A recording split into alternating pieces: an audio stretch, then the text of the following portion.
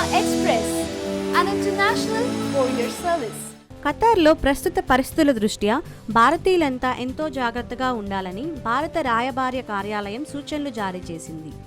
Gulf దేశాలకు ఖతార్కు మధ్య ఉంటున్న ప్రస్తుత పరిస్థితులను బట్టి దోహాలోని భారత రాయబార కార్యాలయం భారతీయులకు జాగ్రత్తలు చెప్పింది.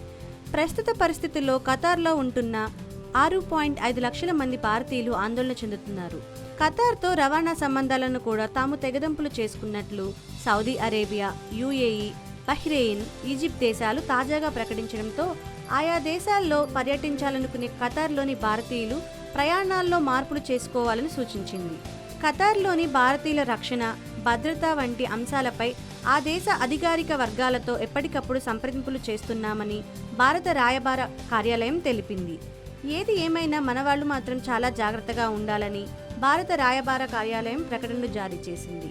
కొన్ని చోట్ల ప్రస్తుతానికి పరిస్థితి బాగానే ఉన్నప్పటికీ ముందుగా మనం అన్నిటికీ సన్నద్ధమై ఉండాలని భారత్ నుండి అక్కడి రాయబార కార్యాలయానికి సూచనలు అందాయి.